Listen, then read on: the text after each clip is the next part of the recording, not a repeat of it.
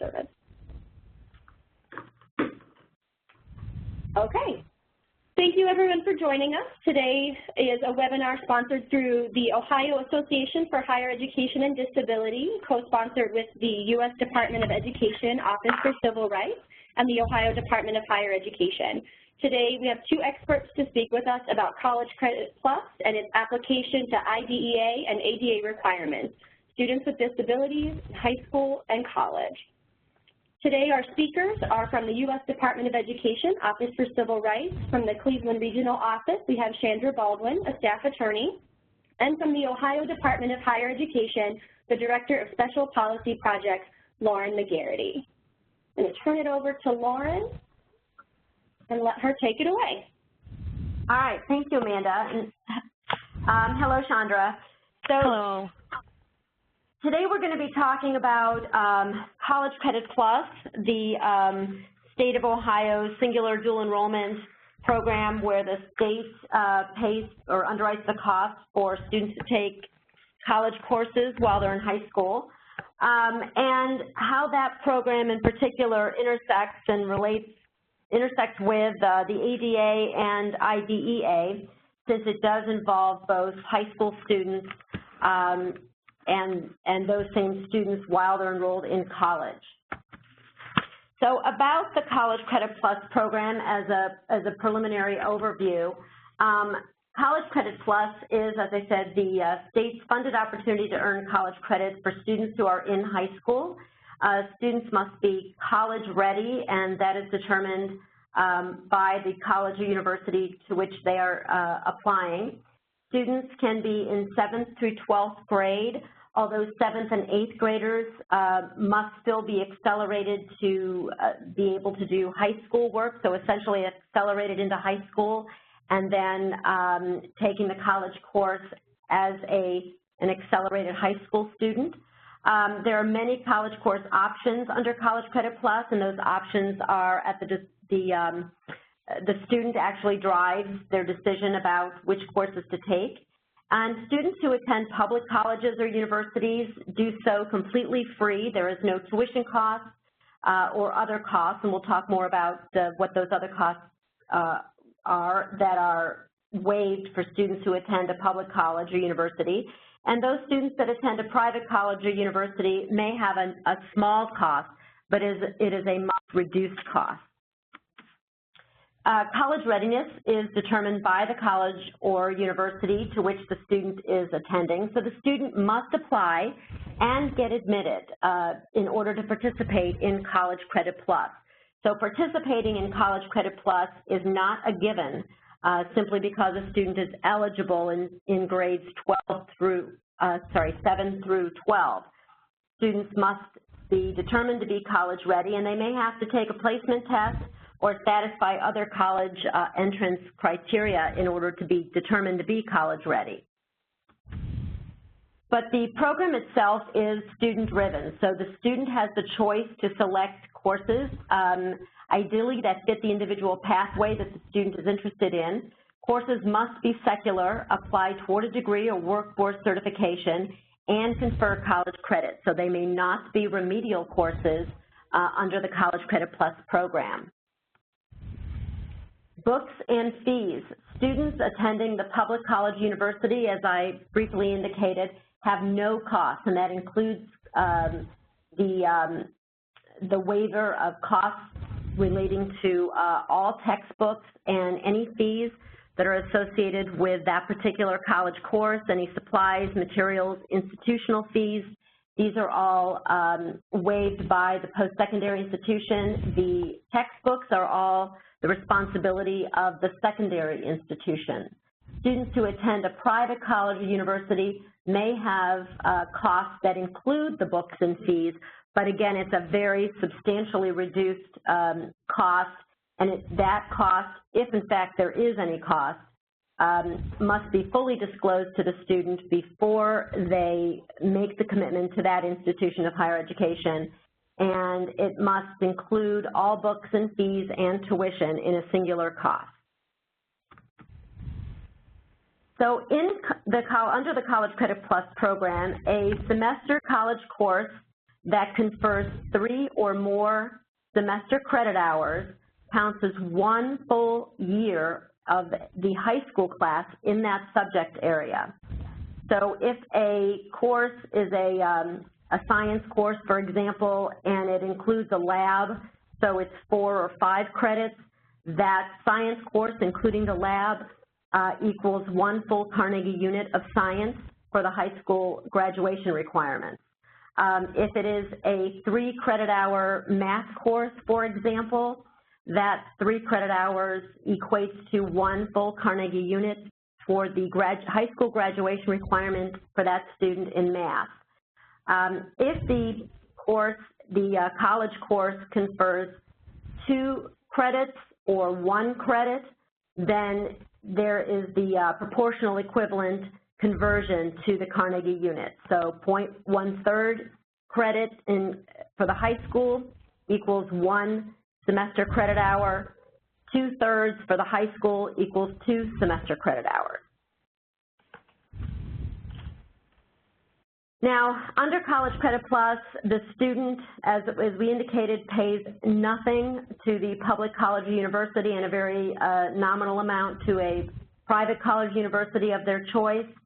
However, the district, the school district, in the case of a public school student, may seek reimbursement from the student or family if that student fails the course at the end or drops the course too late, unless the student is economically disadvantaged.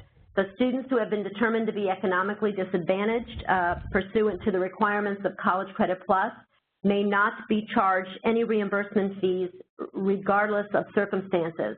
If a student is not determined to be economically disadvantaged, then the district may, not must, but may seek that reimbursement from the family, again, with a failing grade, or if the student dropped the course beyond the window of no-fault opportunity to drop. That window, by the way, is 14 days, calendar days, after the particular course begins. So after the particular section of the course actually begins, the student has 14 calendar days during which the student can drop the course with absolutely no financial or academic penalty whatsoever. Under College Credit Plus, the grades must be weighted equally among all 3 advanced standing programs. Advanced standing programs are expressed in law, and they include the following 3 programs. It's Advanced Placement, International Baccalaureate, and College Credit Plus. So under the College Credit Plus program, if a student chooses to take any one of those 3 advanced standing programs, participate in any one of those 3, or multiple advanced standing programs, the student's grades must be weighted equally within the subject areas.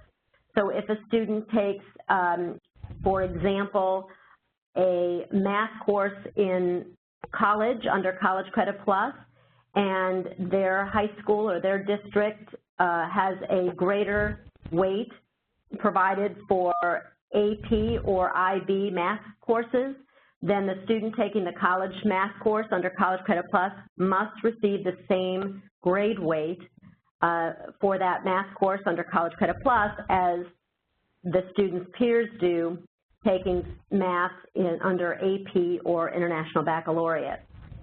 If the district does not offer an AP in that subject area or an IB, International Baccalaureate, in that subject area, but does have an honors class in that subject area, then the college course must be weighted equally to the honors class in that subject area.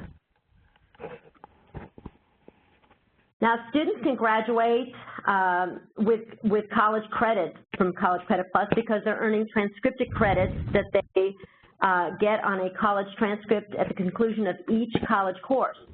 So students may earn up to 30 college credits per academic year, and that, of course, includes all 3 terms, summer, fall, and spring term in each academic year. Counselors, however, at the high schools must calculate each student's specific credit eligibility. So not all students are eligible to take 30 semester credit hours each year. The calculation is determined first based on how many high school classes the student is taking, multiplying that number of Carnegie units earned from the high school classes by 30, and then subtracting the sum of that number from the number 30. So it is, if the student is taking, let's say, a math class and a science class and a social studies class in high school, those are 3 Carnegie units for the year. You multiply the 3 times 3, which gives you 9, and you subtract 9 from the number 30, which gives you 21. So that particular student in our example is eligible to take 21 semester credit hours under College Credit Plus for that academic year. In any instance, a student, whether they start in 7th grade or 8th grade or 9th grade, is not eligible to take more than 120 college credit hours while in the program. The 2016 summer, which we are currently in as we record this, is the first time that summer term is eligible under College Credit Plus. The summer term is the first term of the next academic year. So even though we're talking currently it's summer of 2016, this is the first academic term of the 2017 school year. So a college's summer term may begin as early as May in various institutions around the state. So there may be multiple sessions within a summer, and theoretically students could be taking summer college courses before their high school year actually concludes in any given year, which would mean they would have a foot in one academic year and the other foot in the next academic year. So it's very important for students and counselors and parents to have much conversation about what's in the student's best interest in concluding one academic year and starting the next academic year. When a student takes College Credit Plus during the summer, it does not, or may not, but usually does not, make the student eligible for Ohio Athletic Association requirements for scholastic athletic participation. So if a student wants to play a fall sport, it is still the spring term of the preceding year that will indicate whether that student is eligible for fall sports. The summer term under College Credit Plus does not impact the student trying to take fall sports in high school. When a College Credit Plus student has disabilities, so considering the accommodations and much of what is going to be discussed now with the IDEA and ADA considerations, there are accommodations and there are some common scenarios which occur under the College Credit Plus program, and those will be discussed later in this segment. I'm going to turn this over to Chandra to discuss the details of Section 504, Title II, and IDEA in general. Terrific. Thanks so much, Lauren, and also thank you, Amanda. I really appreciate everybody's willingness to kind of do a part 2 of this presentation, and hopefully we'll be able to convey the information we wanted to convey when we had originally scheduled this. From the perspective of OCR, the Office for Civil Rights, when looking at most particularly here College Credit Plus, we view this as a dual enrollment program, which is basically the concept that a high school student would be dually enrolled also in a post-secondary institution. And there are different provisions of the laws that we enforce and that are in place that would govern both scenarios, meaning a secondary institution versus a post-secondary institution. The laws that apply specifically would be Section 504 of the Rehabilitation Act, and it applies to all federal recipients of federal financial aid or some kind of financial assistance, which means that Section 504 applies to all public school districts, all public colleges and post-secondary institution, and also all private colleges or private post-secondary institutions. If a private college accepts federal financial aid through the FAA program, it is considered a recipient then, and it would fall under Section 504. Conversely, when looking at Title II of the ADA, it applies only to public entities, which again means all public school districts, and then only to public colleges and universities and other public post-secondary institutions. For all intents and purposes, when we analyze complaints related to Title II of the ADA, we typically will look at it through Section 504 because they are, again, for all intents and purposes, the same. The only time there is a real distinction is under Title II of the ADA related to effective communication. There are differences in how that may look, and we typically talk about effective communication, and we'll talk about it, I think, later, more particularly in our scenarios. That typically applies to students who may require assistive technology to communicate, who may require the use of interpreters. So it could be a student with a visual impairment, a hearing impairment, or some other kind of communication impairment. But again, we'll get in that a little more specifically later. In addition to 504 and Title II of the ADA, public school districts, and this would include charter schools or public academies or other types of community schools, are also governed by IDEA, Individuals with Disabilities in Education Act.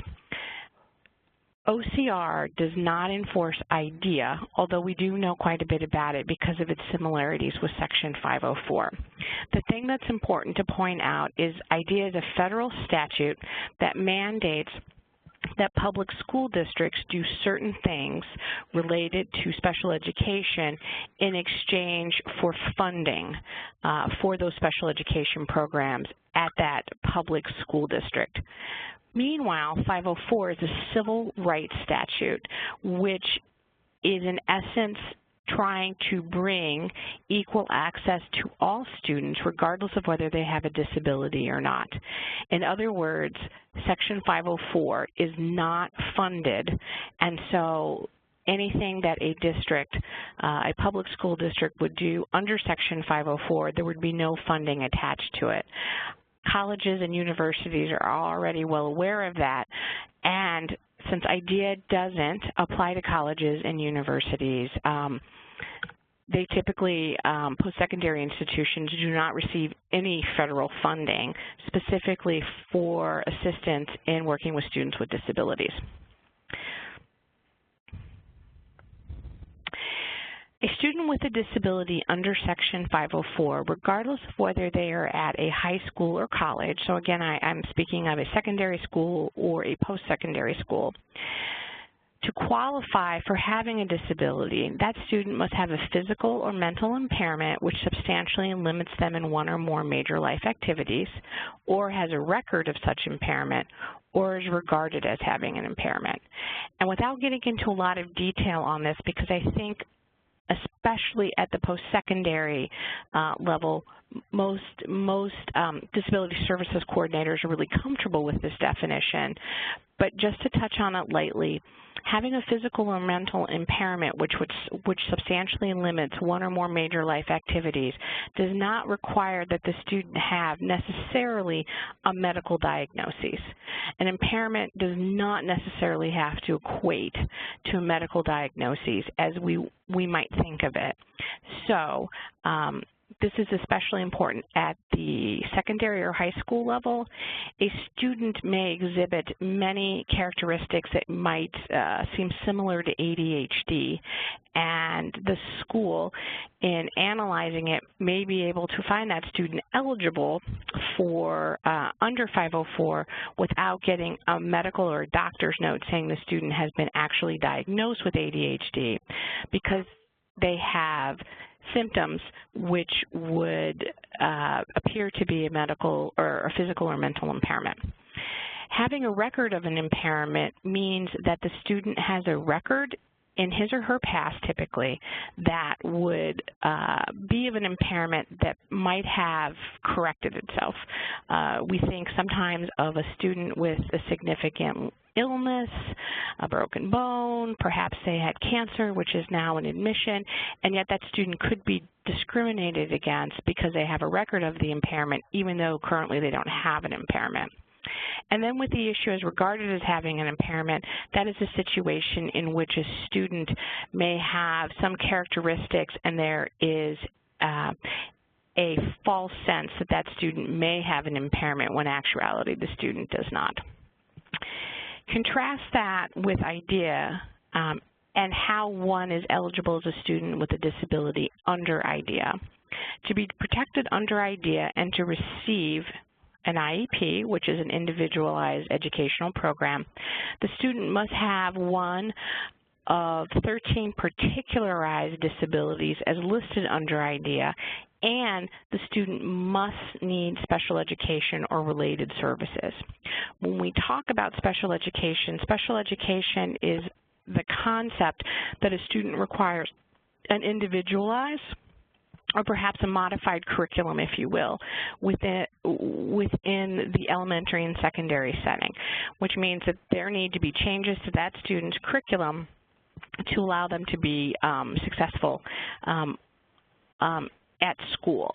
So this is a definition that is, while very comfortable, I think, in the elementary and secondary level, is perhaps something that's not really considered at the post-secondary level, since colleges and universities do not have to deal with IDEA. When we talk about basic Section 504 principles, all preschoolers, elementary, and secondary schools, they must undertake the effort to identify and locate qualified students with a disability within that district's jurisdiction. Oftentimes we refer to this as child find. They have to, if you will, put out information so that parents living within the jurisdiction of that public school know where to go if they would like to have their student evaluated to determine if that student is a student with a disability. This is the same under IDEA, so it's the same if a parent were to think their student may qualify for an IEP, or the same for students simply under Section 504. Once students are identified by a public school district, the school district is then required to provide that student with a free, appropriate public education, or what is commonly referred to as a FAPE. A FAPE is the concept that students with disabilities at the elementary and secondary level cannot be charged extra for educational services. And what we mean by that, even in a public school scenario, oftentimes there may be fees, student fees, or different types of small charges that may attach to all students that participate. One example that I can think of is that all students perhaps receive textbooks or some kind of, in these day and age, Chromebooks or iPads in which to access their curriculum for their classroom, the textbook or the information they're going to use. If a student loses a textbook, oftentimes they have to pay to have that textbook, you know, to purchase a new textbook for them, even at the high school level. That charge can apply equally to students with a disability as it does to students without a disability, so long as it's uniformly solicited for all, against all students. And appropriate education, so we did the free, but appropriate public education is an education regardless of whether it's the provision of a regular or special education and or related aids and services designed to meet that particular student's individual educational needs as adequately as the needs of a non-disabled student are met. There we go.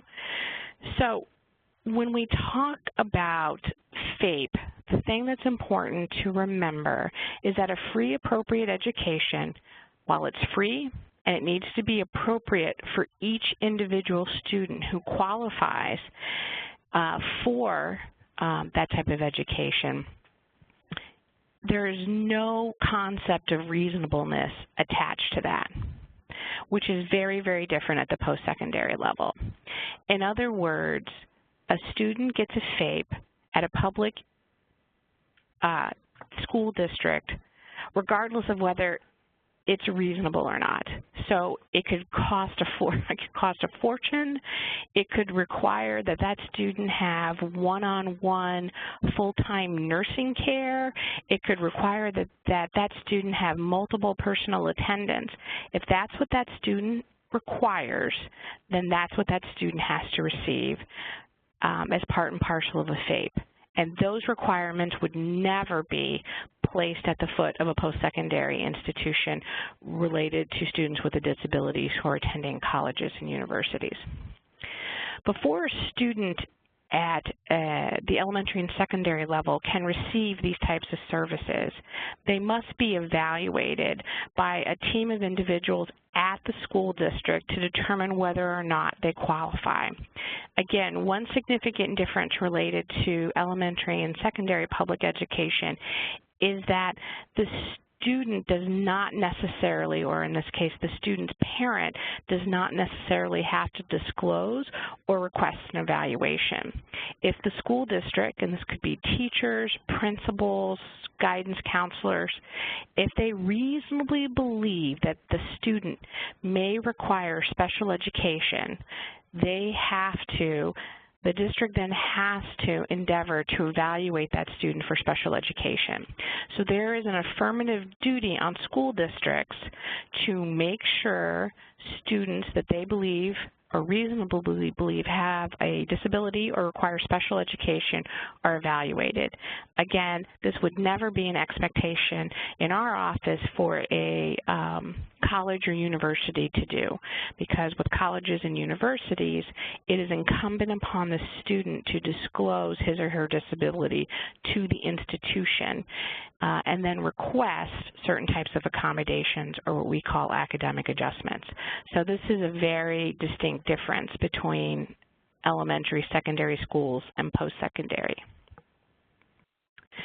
Again, when we talk about public elementary and secondary schools providing a FAPE, a free appropriate education must be provided to each qualified student with a disability in the school district's jurisdiction, regardless of the nature or severity of the disability. And again, just to reiterate, reasonableness is not a consideration when determining whether or not a student receives a FAPE.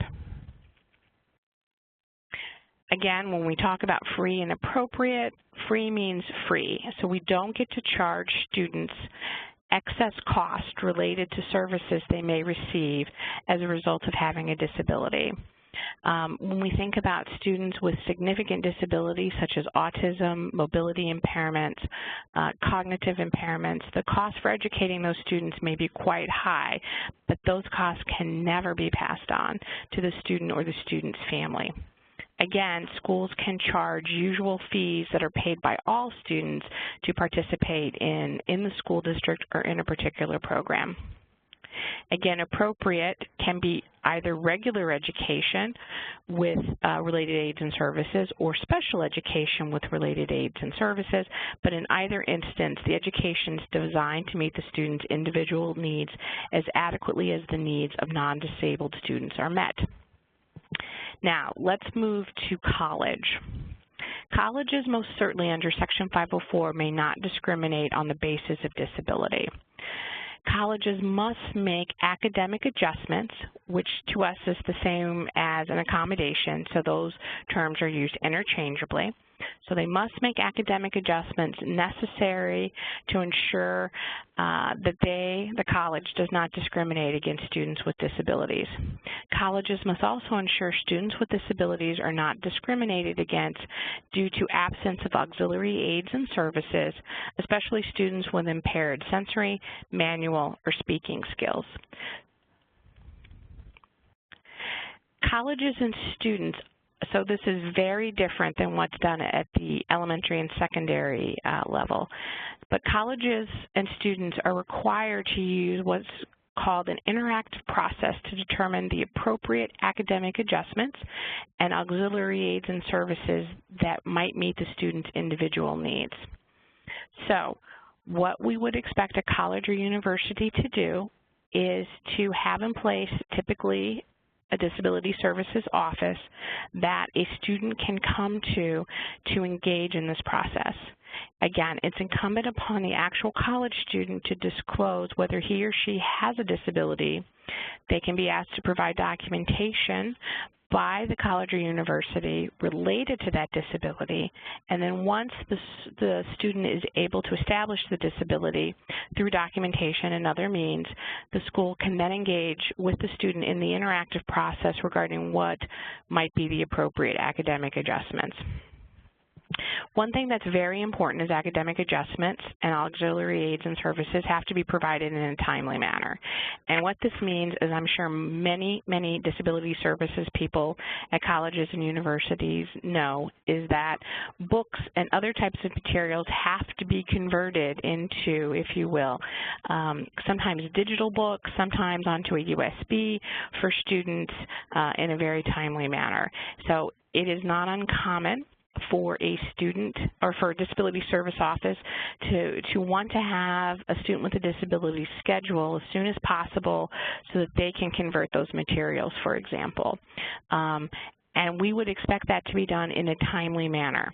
By timely manner, though, we don't mean overnight or within a 24-hour turnaround, because sometimes it is disclosed very late in the game that these types of materials are necessary. So just to point that out, if a college student wants an academic adjustment or auxiliary aids and service, the student has the responsibility, as I previously mentioned, to notify the college of his or her disability and the need for the academic adjustment or auxiliary aid and service. Colleges do not have an affirmative duty to identify, evaluate, or to develop a plan that provides a college student with a FAPE. And so, just to divert off the slide a little bit, when looking at the concept of dual enrollment, post-secondary institutions need to understand that high school, public high schools have a requirement to provide their students with a FAPE. If these students then come in through College Credit Plus to the post-secondary institution, the post-secondary institution is only required if we were to take a look at this, would only be required to provide those types of auxiliary aids and academic adjustments that it would provide to any college student. But it must bear in mind that the high school may have to do more for its student to ensure that that student receives a FAPE at this college location. And so there needs to be, I would say, coordination among both institutions to talk about what that might look like and who's going to provide the services. What is not required by a college or university is a college is never required to change its academic requirements that are essential to the instruction being pursued by the student or directly related to licensing requirements.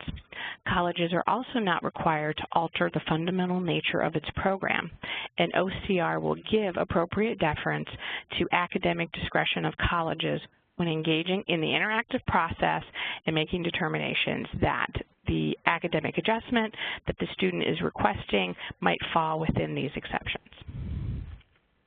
Colleges are also not required to provide auxiliary aids and services that it can demonstrate would result in a fundamental alteration in the nature of its programs or an undue financial or administrative burden. I need to make a caution here related to undue financial or administrative burden, that when OCR receives a complaint that a student didn't receive an academic adjustment or auxiliary aid and service, and the defense a college may use for not providing that is it would result in an undue financial or administrative burden upon the college or university, we look at the general funds of the entire institution. We do not look at a particular budget, let's say for disability services, or a particular budget related to the program, or perhaps a particular budget related to the individual school. So let's say it's a science class within the science department. We look at the entire budget for the entire institution. So that argument, while it is available, typically falls short when we start looking at the larger numbers. Also, what is not required, colleges are not required to provide devices or services of a personal nature. So a college never would be required to provide an attendant, an individually prescribed device, or readers for personal use or study. With that said, it is not uncommon that a elementary or secondary school would have to provide an attendant, would have to provide individually prescribed devices at times, or might have to provide readers for personal use or study. So a student who is a high school student who has a personal attendant, to receive a FAPE would have to be allowed to bring that personal attendant with them on the college campus, even if the college itself would never be required to provide that service. So with that said, Lauren was very kind to work up some scenarios that we're both going to discuss as we kind of work through this.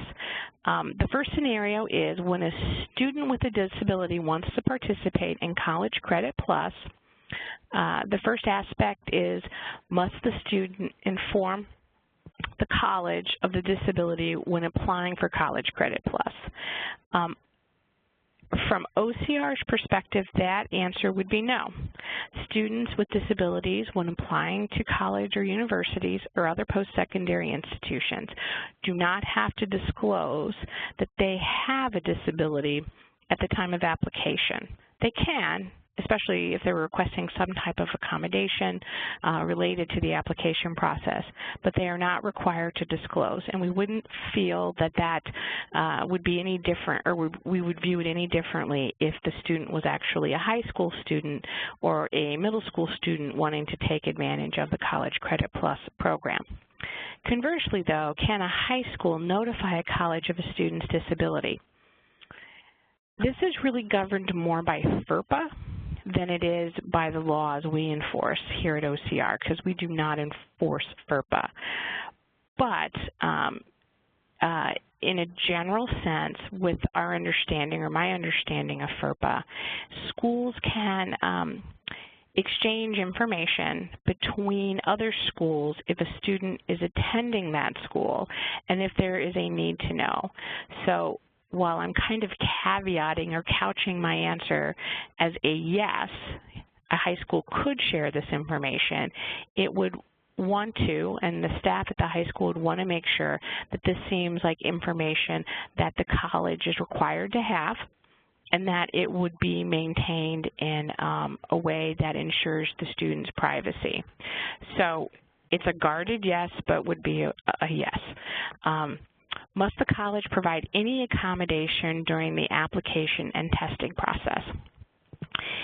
If the high school student discloses that he or she has a disability and they require accommodations during the application or testing process, and I'm going to, for purposes of this scenario, assume the testing process is placement testing or testing related to admission into the post-secondary institution, short of the student or the student's parent disclosing that the student has a disability and requires such, the college does not automatically have to provide accommodations. The college needs to follow its typical process, and this is a college or a student that's applying to college just like any other student, at least for purposes of the way we view it. Lauren, do you have anything to add or anything different that you'd like to state? Can you hear me? Yeah. Oh, okay. I wasn't sure. Chandra, no, I really don't. That was my understanding as well, that for purposes of taking an entrance exam or a placement test to determine whether or not the student would be eligible to participate in the program, the college would not be obligated to provide any accommodations for that particular testing. Correct. Okay, great. Mm-hmm. So looking at the next example or scenario, a student with a specific learning disability, and in this example we'll say dyslexia, takes course sections on college campus or online. What must the student do if he or she wants an accommodation? Okay, sorry to start with an okay, but this I don't think is a complicated answer, but we have to consider it from both the college perspective and then the high school or middle school's perspective. If a student wants accommodations at the college, I would say that student has to follow the disability services policies that are in place for all students that attend the college. However, if the student receives specific accommodations at the high school vis-a-vis a 504 plan or an IEP, and in this case, if we're talking about a specific learning disability, I would guess that the student would, under IDEA, be eligible for an IEP. The high school needs to make the college aware, I would think at this stage, what accommodations the high school has in place for this student. Now, accommodations or auxiliary aids and services for students with dyslexia can vary, but let's say that the student receives extended time, not only in testing environment, but in doing assignments or other things to give them the extra time that they require to read material. Or perhaps they have a reader who, in testing scenarios, will read the test to them. These are also common academic adjustments we see at the college level, and so I don't think these would be problematic to provide. So it's still incumbent, I believe, on the student to disclose to the college that he or she has a disability. I think the college can collaborate with the high school as to what accommodations the student currently has in place, and will those translate well into the college setting. Just for, if nothing else, continuity. It would be very unusual, I think, and perhaps difficult for a student to be getting very particularized accommodations in one setting, the high school setting, and then have to do something very dramatically different at the college setting. But with that said, while I think that would be a best practice or make the most sense, if a college feels through its process that the accommodations, through the interactive process, that the accommodations that the student requires is of a certain type, and those vary from what they require at the high school level, I don't think we would frown upon the college using those types of academic adjustments that it, through its interactive process, believes the student needs. And assuming that those still allow the high school to be able to provide the student a FAPE, I would see no problem with really going with what the college wants when the student is doing a college course on campus or online. If so the Chandra, college, this is, yeah. Oh, I'm sorry. This is Lauren. Let me just, if I could just ask a follow-up clarification onto that. So correct me if I'm wrong. What I heard you say is that if a student, using our example with dyslexia, who, let's just say for this conversation, requires extended time and a reader, okay, for test purposes, And if that is provided at the high school, and if that is not inconsistent with the college, or if the college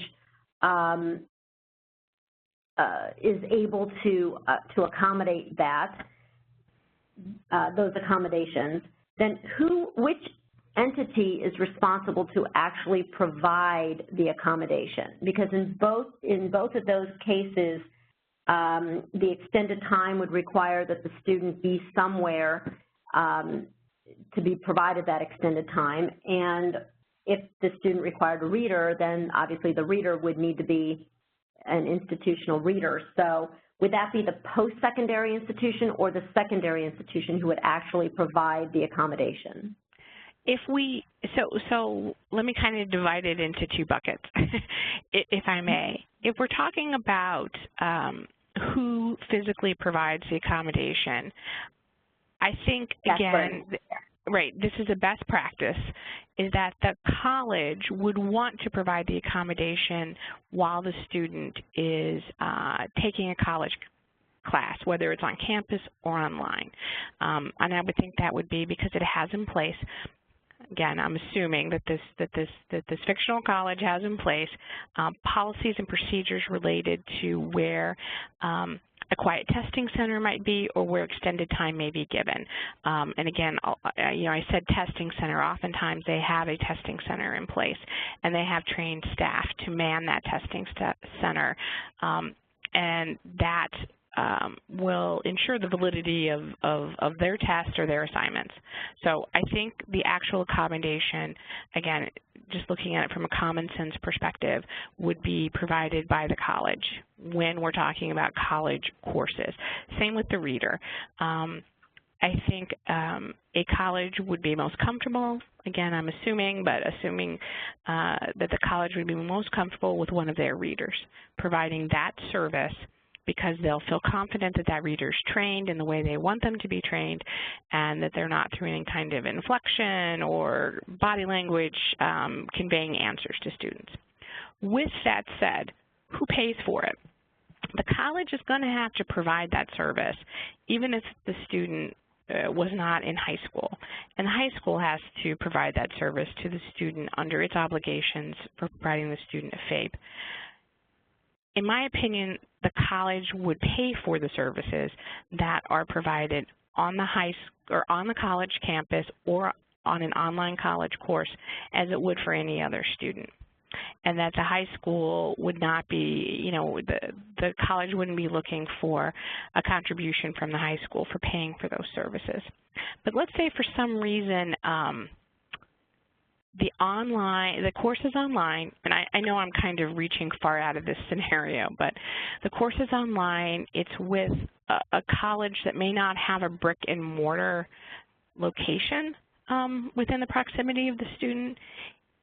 If the college is satisfied with how things are done at the high school, so the readers that they particularly use, which is usually staff, a special education teacher, or perhaps a special education aide, and or they're satisfied with the way extended time is given, perhaps in a resource room or something, and they don't actually even have a testing location that's necessarily convenient for the student, if the college can use the services provided by the high school, assuming everybody is in agreement, and then help defray the cost of that, those services being given at in the high school building for an online course, let's say.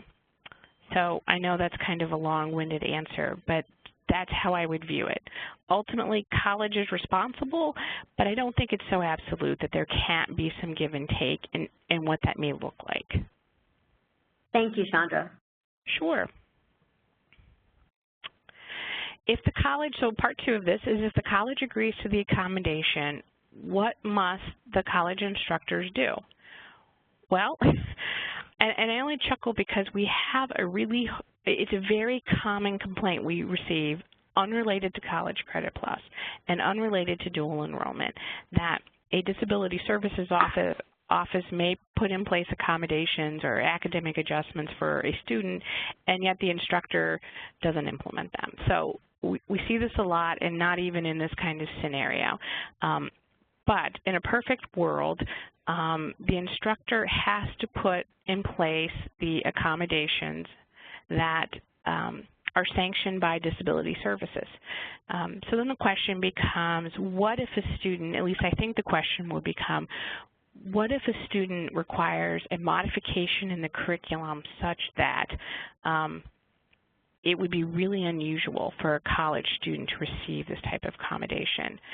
And it's difficult for me to pick one because there's so many types of academic adjustments and accommodations, but let's say chunking. Let's say that a student with a certain type of disability, usually it would be a processing order type of disability, but it's not limited to that, at a high school level or middle school level, requires instructions to be given to them in a more sequential fashion for either an assignment or a test. And so what this can be referred to is like chunking them into smaller pieces or smaller chunks, and then kind of going through the instructions, potentially letting the student work through those instructions related to the test and then giving them another chunk of instruction. I don't want to say this is never done, and I will let Amanda pipe in if she would like at a college level, but it's not something, at least in my experience, I've seen on an academic adjustment plan. We would not... Amanda. Yeah. Oh, sorry. This is Amanda. Yeah, I would say that I wouldn't say it's never done ever anywhere, but it is not something that is typically going to be available to a student as an accommodation. And so I don't think that a college instructor would have to, so I would look at this as an IEP accommodation, would have to implement this IEP accommodation in his or her college class. With that said, and I know I keep adding that to almost every scenario, if a student gets that through his or her IEP, I think it deserves discussion between disability services at a college or university and the special education staff at the high school or middle school where the student's coming from to talk about if there's a way for the public school district to ensure that that piece of the FAPE is met, such as can the instructions be given to the student in advance so that the high school is chunking them.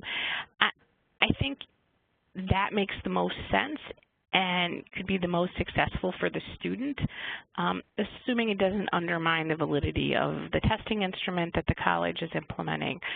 So even though it may feel foreign, it may be that it is doable with some discussion.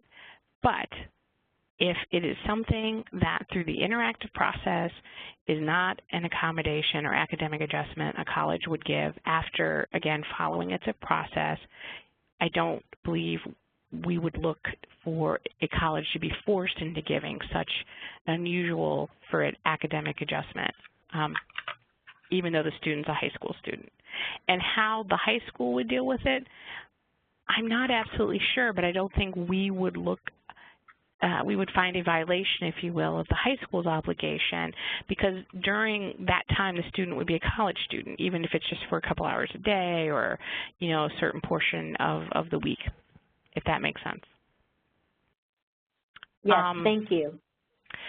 With regard to can parents be involved, these students, I'm assuming in almost all scenarios, unless they're seniors, are probably minors. So yes, FERPA applies differently to students who are minors, and the parent really carries or you know, can interact with colleges in a way that college-age students' parents do not interact. Now, I will draw upon a question I had from presenting at the AHEAD conference in October, where a disability services director approached me and said, all I do is deal with this parent 24/7 about this particular student. Parents can be very active in advocating on behalf of the needs of their minor children, and all I could say to this person, and I'll say more generally, is that if and when what the parent wants is really beyond what a college would expect to provide as an academic adjustment or receive as a request, I would say that the disability service person has to refer that parent back to the sending middle school or high school, and that the channels of communication be through staff at the middle school or high school with disability services. And the reason I say that is because I think, and again, this is just from experience, that a high school special education staff is just more used to dealing with, if you will, or just has more interaction with parents in this way than disability services staff might at a college or university.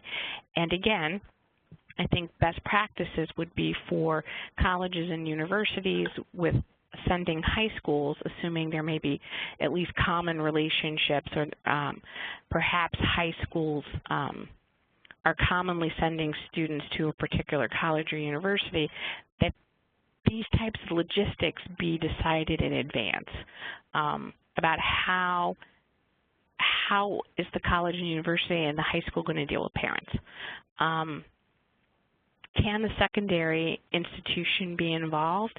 Absolutely. I mean, they still have jurisdiction over the student. The student is their student as much as the student is the post-secondary institution student. So I think it should be a collaborative process as much as possible, and that people are comfortable with. Lauren, would you add anything to that, or? No, I don't have anything to add to it, Chandra. I'm just running through all the different complexities of College Credit Plus. So if a student is, when you say obviously the student is under the jurisdiction of both the secondary and the post-secondary at various times, depending on which classroom or course the student is engaged in. So we may, as these example scenarios continue throughout this presentation, we may have a little bit more nuance to that. There are some College Credit Plus students who are, still high school students. However, they are full-time in college and, theoretically don't step foot into the high school. So whether or not, it doesn't sound like there would necessarily be a reason to change the concept of communication, and coordination, but there may be some nuances that we can talk about as this presentation continues. Absolutely. So I think in that case where a student is, let's say, 100% in the college, whether online or actually in a brick or mortar building, and never attends high school, one, I think it would be obviously imperative, but very important for the post-secondary institution to know whether or not that student was on an IEP. I think when a student's on a 504 plan, those types of accommodations, while universally I can't say always, but traditionally are pretty similar to academic adjustments. But I think it would be important to know if the student was on a 504 plan and that the student with this IEP is now being placed in a high school because they qualify, and I understand. I just think that's information that a college would want to know, and would want to know if something in that IEP really is different than what the student perhaps might be entitled to through the college process when getting an academic adjustment. If for no reason that the disability service staff person that might be working with that student and parent, if the student is a minor, could just be able to have a discussion that they have all the information about. So if a student was never going through a high school, but let's say the parent was just so used to the student receiving well, let's talk about an aide, that they had an aide with them because the student engaged in behaviors that were disruptive at times. Colleges don't have to provide attendants or aides. And so I think just again, for ease of communication, a college would want to know that so that they could explain to the parent why this isn't happening. Right. And they would want to be blindsided by some parents saying, why doesn't my kid have this? Again, I think there would be a lot more groundwork laid for this, even from the high school perspective. But again, I think, it goes back to communication is everything in these types of situations, so that everybody is generally on the same page, because I just don't think anybody wants to be left with this screaming parent that they don't have enough information to really be able to explain why something is or isn't to them in an ideal situation. But yes, I think it's very nuanced given what the disability is and what the types of services the student has traditionally had, and what types of services and are really academic adjustments colleges typically provide, and when those academic adjustments at a college level begin to undercut the validity of the course, if you will. So it becomes so involved that the course takes on, or the program or whatever this might be, is no longer a course that can remain accredited, or there's just a lot of complicating factors, I think, for a college and university.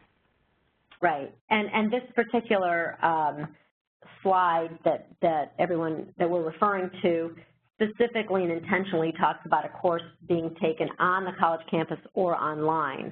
Under College Credit Plus, of course, the third option or the third opportunity for students is that these courses be delivered by the college off campus, perhaps in the high school or in a community environment or a community location with the college environment. So we can talk about that too, and whether or not and perhaps the answer is it doesn't, but whether or not there's an impact based on the location of the course delivery mechanism. So thank you, Chandra. Sure. There you go. Take the course in the high school. Okay, wait, I may have messed that up. Sorry, there it is. Sorry, I saw the SLD. Takes courses in the high school. So what must a student do if he or she wants an accommodation? Does anything change, really? I don't know that it really changes. I guess the only thing that to me changes is who's teaching the course, right? If the college is sending in an instructor, let's say, to teach, there's enough students to make that cost effective, then I would say nothing really changes. But what if the college is looking to a high school instructor to do it, or what if it's online? Right. So the way that College Credit Plus is structured is that an online course is the same as if the student goes on campus, because the online course is pretty much a unilateral or maybe a bilateral, delivery mechanism, and it's the faculty that, the college faculty that is teaching that course, the mechanism being online, to all students taking that section of that course, high school students, college students, 15-year-olds, and, 85-year-olds, who's ever taking that particular section of that course. Now, when a college course is delivered in a high school environment, and if the college uses a teacher adjunct, that teacher adjunct under College Credit Plus must be very definitively qualified to teach the college course, regardless of their exemplary experience as a high school teacher. They must be qualified to teach the college course, and as such, they're the college adjunct. So for that period of the day that individual is the college instructor in the college course, even if that college course is in the high school facility, they're considered to be the college instructor. And we would look for that instructor as a college instructor to implement the academic adjustments that the college has approved through the interactive process with the student. Now, if this high school instructor, who is equally as qualified to be an adjunct, may be able to provide services that don't undercut the validity of the course, because we don't want that, but are useful to the student, that's a student with a disability on an IEP, I would say that needs to be a conversation between the college then and the instructor. And if it's something people are okay with, then I would see that there would be no problem. again, I understand the hat being worn by the instructor would be that as an adjunct professor or an adjunct instructor, but I don't think that would preclude them from, let's go back to the chunking example. If they're comfortable with providing instructions in a way that makes more sense to the student who may have a processing disorder or with dyslexia, and although it may not be something the college typically does, but it doesn't seem to undermine anything with the course itself, then I don't see why that would be a problem. And it also satisfies the high school's obligation to provide the student with a FAPE. So I think you can have you talked about having your foot in one semester and the other. I think an instructor under this can kind of have their foot in both places and make it work. This answer may be very different depending upon the student's disability and the types of services or accommodations they might need. But in this case, I think you could probably, satisfy both pretty easily. Great, thank you. Yeah, everything else would be the same. Parent would be involved and all those things. Next slide talks about a student with a disability requiring a classroom aide that takes a college course at a high school with faculty instructor. A classroom aide is something that we would view that as a personal attendant, and a college or university or other post-secondary institution would not be required to provide a student with a personal attendant. So that would be something the high school would need to provide for the student. And in the college setting, some students require personal attendance that they themselves have to provide, that they pay to assist them. So we would never look for a high school or for college to pay for that, even if the student was a high school age student, even if they attended the college full time and never stepped foot into a secondary institution or middle school or high school. It still would be something that the high school would have to provide, assuming the student has an IEP and it's required within the student's IEP or 504 plan at the high school.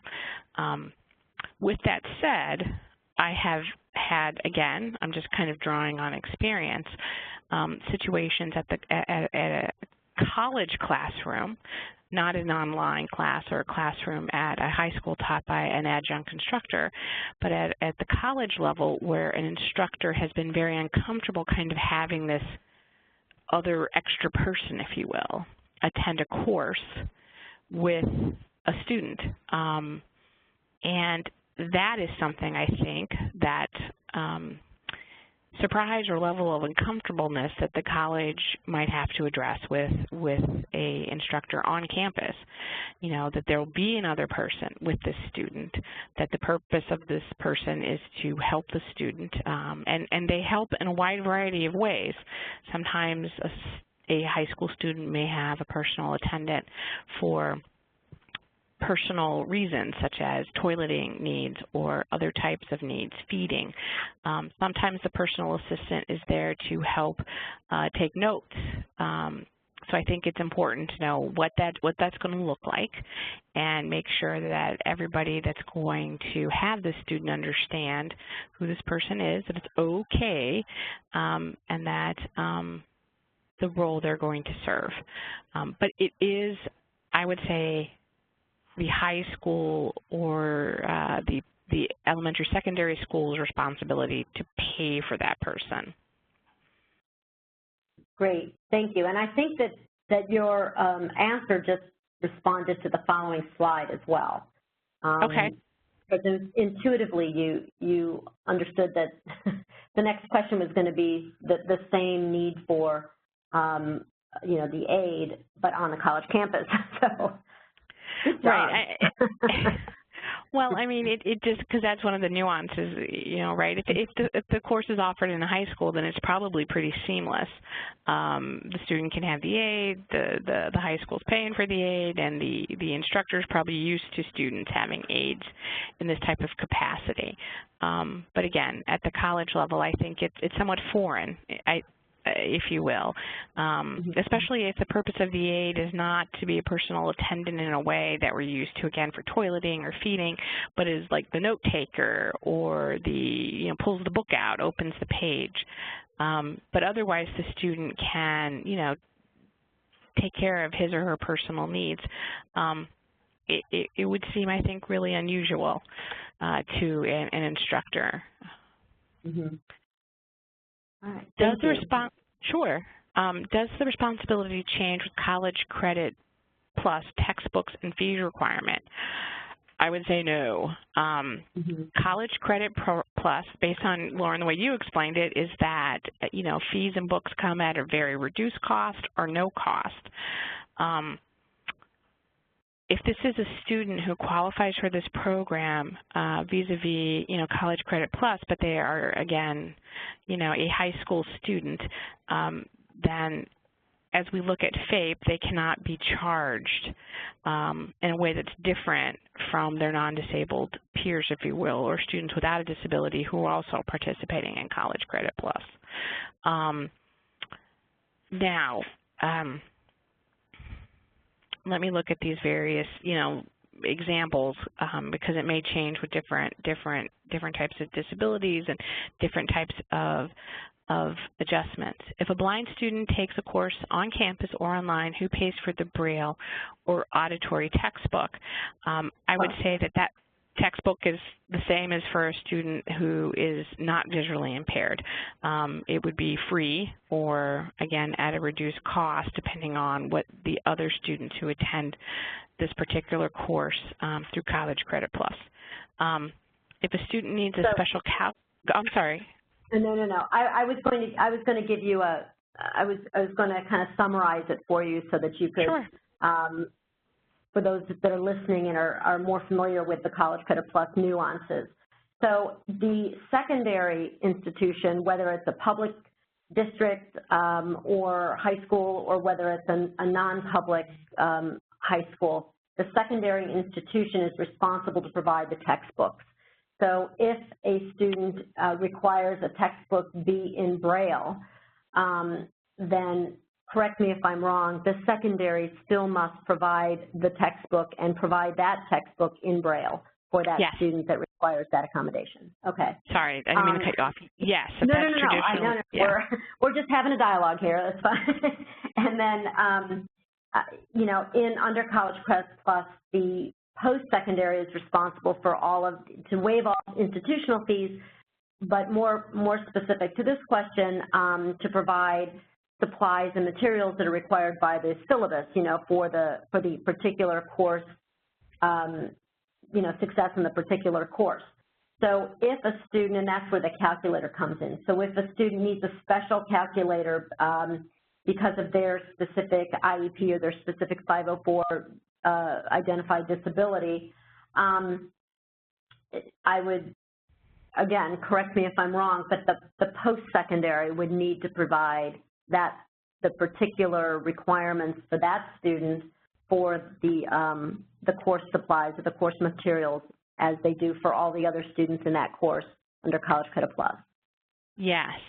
Now, I will say that, an asterisk, we always put, when we see calculator in college, it's always an asterisk because so for this scenario, this is assuming that all students require a calculator for this particular college course, and the student in question who's a high schooler needs, because he or she is a student with a disability, would, let's say, need a different special, more expensive calculator, perhaps, well, I hate to say a graphing calculator.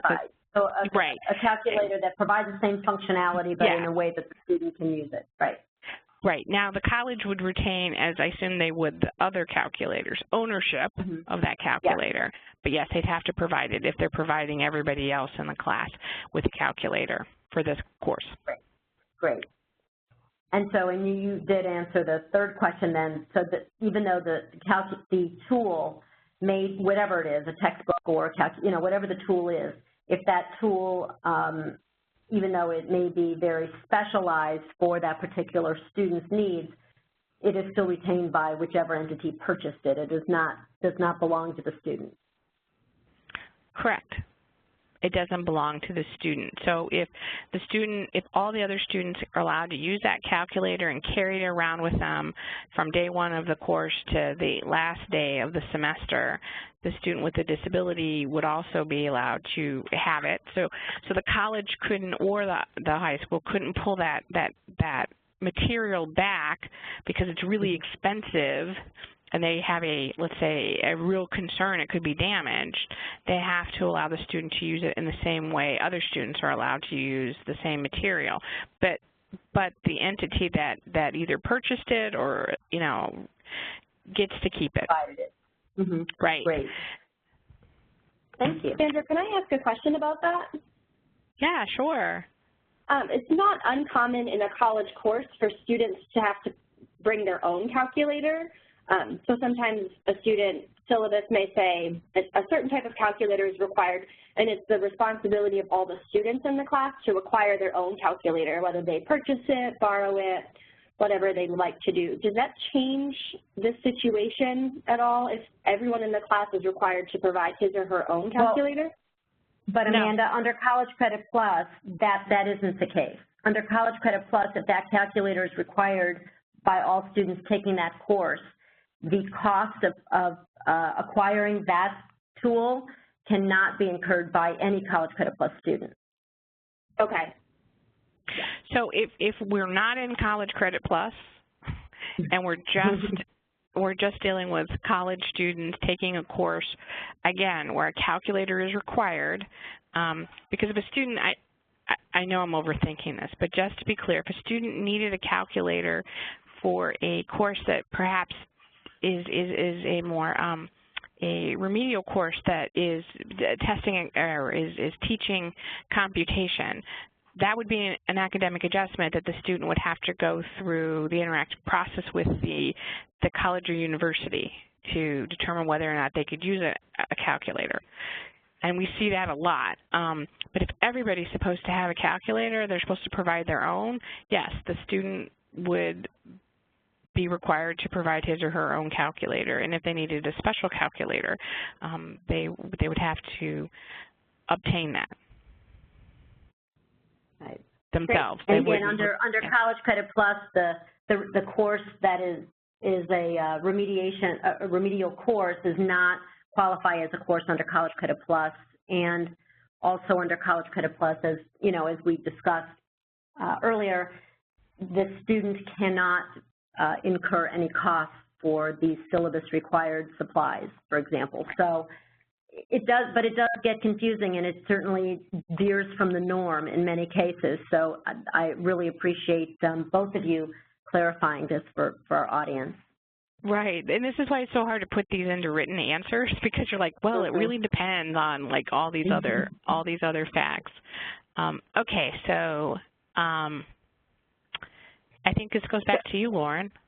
Right. Well, you had mentioned several times in our conversations and in your advice to the listeners how important communication is and cooperation between the secondary and the post-secondary, and with the the involvement of, certainly the involvement of students and perhaps even the involvement of parents. So I did want to call folks' attention to the fact that under College Credit Plus, we, insofar as the requirements for the program can do so, they support that idea of communication and cooperation. That the regulations themselves encourage the problem solving and the communication through the alternative funding structure agreement, which, as I think you mentioned, Chandra, if secondary and post-secondary know that they have more than one or two students who traditionally or historically are students for each of their institutions, certainly talking about the how and the what and the where and the why in advance of the students actually needing the IDEA or the IDA accommodations is very helpful and can really smooth the way and expedite the process for the student as well as for the secondary and post-secondary institutions. So the alternative funding structure agreement can certainly be used as a vehicle for those conversations, those advanced conversations, and to put in place the policies or the procedures for that communication. In addition, under College Credit Plus, each student who is, at the time that they become a college student under College Credit Plus, they must be assigned a college advisor.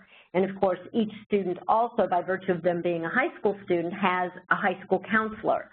So the counselor and the advisors designated as in those relationships with the student can also really help to, as I said, expedite, smooth out, help to communicate, coordinate between the institutions.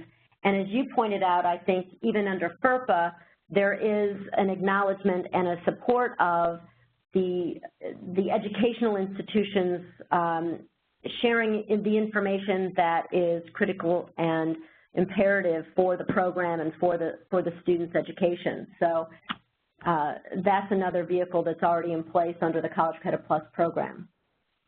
Great, and if I just to kind of give, I'm hoping that this example fits in, Lauren, with what you're saying.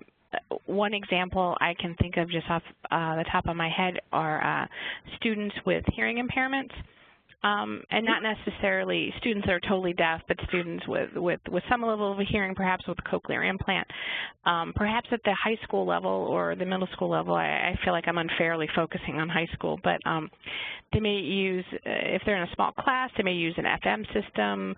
A lot of times high schools and elementary schools have these types of devices set up, which is just for the audience is where the teacher typically is mic'd, and perhaps there's a frequency and it actually can transmit right into the student's receptors related to their cochlear implant, and so that then they're able to hear what's going on in the class. And this can work really well. It varies, but it can work really well. Again, in a setting where the teacher's doing all the talking and perhaps the room is fairly soundproof and there's not a lot of chatter. So this may be the best accommodation for this student. But at the college, perhaps the college uses CART services, which is real-time captioning or a type of captioning. That could be great. The student may be able to use both really well, and even though the student has traditionally received one type of service, perhaps in the high school setting, and that's what may be in that student's IEP, there's nothing to prohibit the college from providing CART services if again, that will work for the student. And CART services can be really expensive at a high school because maybe only one kid needs it or a couple kids need it, and they don't necessarily have the types of devices in place that make CART services more affordable. But at college, trying to set up a room with an FM system may be, again, more cost prohibitive than using CART. Those types of conversations, Lauren, that I think you're talking about help smooth that out so that there's a plan in place and a student could somewhat seamlessly go from one environment to the other, even though the services are different, but you know, it will work beautifully. But there needs to be some discussion in advance, I think, to lay the groundwork for that. And if everybody just kind of, because these things can get expensive, and so if everybody takes a deep breath and kind of talks about what works best, and I think the parent needs to, at some point, perhaps be pulled into the conversation, not so much for alternative funding, but just about this is what it's going to look like. I think it could work really well, and people could feel really successful about it, and the student would have a nice transition from one type of service into the other type of service, which is probably what he or she would see once they're in college full-time. Thank you, Chandra. That's a wonderful example and one that I think really is value added to this conversation. Thanks. That is exactly what I was thinking about. And I wanted to, you know, you've mentioned a couple times the middle school, and, you know, I want to clarify one piece and also just confirm that my understanding is correct relative to the accommodations that we're talking about. But under College Credit Plus, it's really only high school students who are eligible to participate in College Credit Plus. However, 7th and 8th graders could be effectively accelerated into high school if they're academically, you know, ready for that acceleration, ready for that additional rigor. So it's once the 7th or 8th grader is effectively accelerated into high school and then applies to the college or university and gets the admissions or acceptance under College Credit Plus, then they take the college course to supplant the high school class the same as any other high school student would. So in the conversation that we're talking about with, you know, with the 504 plans and the IDEA and the ADA requirements, let's say a 7th grader requires a particular accommodation, any of the ones that we've previously talked about this afternoon, but because they're accelerated into the high school, who would be the responsible financial party? Okay, I guess I'm just focused on the financial piece for an accommodation that would not be a typical accommodation provided by the college. So would it be the high school or would it be the middle school? If it's in the same district, it may not even matter, you know. It would be, yeah, sure. It would be, if it's a public school district, it would be the school district. So that student requires a certain type of accommodation that a college wouldn't be required to provide. And the student needs it for FAPE and has an IEP or 504 plan, it's a school district.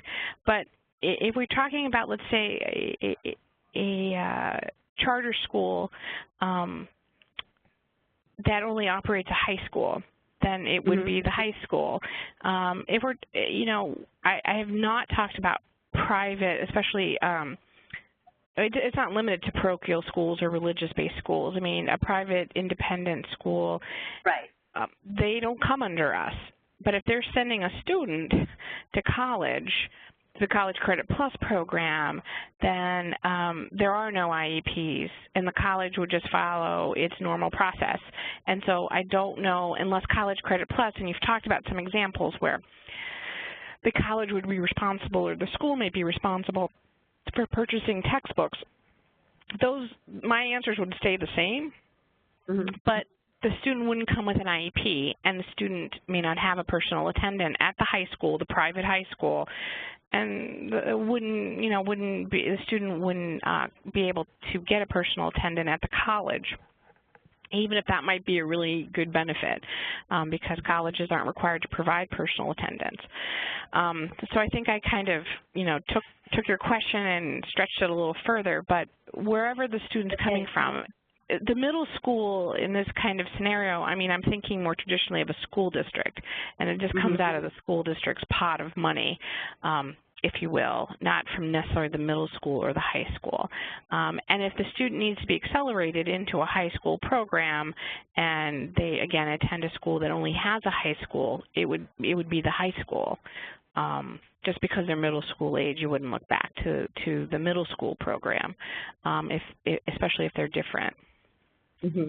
Okay, thank you very much. And I just to kind of dot one last I on that subject, I would presume that if the student was coming from a non-public school that had been receiving state auxiliary funds, for example, to provide some accommodations, that would essentially, well, effectively create the same kind of responsibility as it would in a public district. You know, in other words, the student that has been receiving the accommodations, you know, would continue to do that. I'm probably like hemming and making little noises because here's what happens, and this is a quagmire. If a student has a service plan, if you will, and so you know, I think about again, I'll go back to a religious school, parochial school, perhaps. A student attends this parochial school, but say the public school district may provide some services. They provide everybody at this particular private parochial school. You know, they have a speech language person there. that does not put the private school on the hook for providing those services ever. The money that flows through, the flow-through dollars, if you will, it flows through the public school. So we always go back to the public school. Great. So let's put a pin in that, because for purposes of College Credit Plus, I mean, I don't think we would look to the public school to provide the services for the student to attend college classes through this program. I think what we would have is that the college would just go through its normal process, and again, the non-public school here wouldn't be providing any services necessarily at the college. They still maybe provide some service plan. So those services that this non-pub is providing through an ISP, let's say, they're somewhat gratuitous. I mean, I don't know that it feels this way to the actual non-public school or to the student, but from our purview, we wouldn't put any responsibility on the non-public school because they do not fall under our jurisdiction whatsoever. Right. And even though they get some money, even though they get some money, that money flows through the public school in the boundaries of which this non-public school is located. So we will always look back to the recipient, which is to us as the public school. As unfair and complicated as that seems, that's traditionally how we do it. Well, I think our audience, and certainly myself, I really appreciate your clarification on that, because I know we have had some questions about that are impacted by that answer. So thank you. Sure. I just will pull out for the audience, if whether you're post-secondary or secondary elementary, if you have questions, again, related to this concept of dual enrollment, because I cannot talk with any level of expertise, especially like Lauren can, about College Credit Plus specifically, which is why we wanted to do this collaborative presentation. But if you want to talk about the concept of dual enrollment, you can always feel free to call our office, which is the U.S. Department of Education Office for Civil Rights. We're located in Cleveland, Ohio, and our number is 216-522-4970. I had to actually think for a second. 4970, that's our main line, and we answer questions all the time for parents, for educators, for administrators regarding this and a wide variety of other topics. So you can always feel free to give us a call. It may take us a couple days to get back with you because we fill out a form up front and then they're circulated around our office. But please feel free to use this as a resource. Thank you, Chandra. And we're going to go ahead and put your information or the information you just shared regarding the office contact on our website, since we have the website up on the visual. So by the end of this week, so I would let's just say by July 1st, everyone will be able to identify your office as a resource by going to the College Credit Plus website for the Ohio Department of Higher Education. Thank you. Terrific. Thank you. Thank you both so much for your time and your expertise. We'll make sure that contact information for both of your offices is also posted alongside this webinar on the Ohio Ahead website, which is ohioahead.org, so that if people have questions, they can follow up with your respective offices to get their questions answered. So thank you both. Thank you. Thank you both for your time and especially for re-recording this for us so that we can make sure we have all the right information. So thank you. Thank you, Amanda. Thank you for having us. All right, bye-bye, Amanda. Thank you. Thanks. Bye-bye. Bye-bye.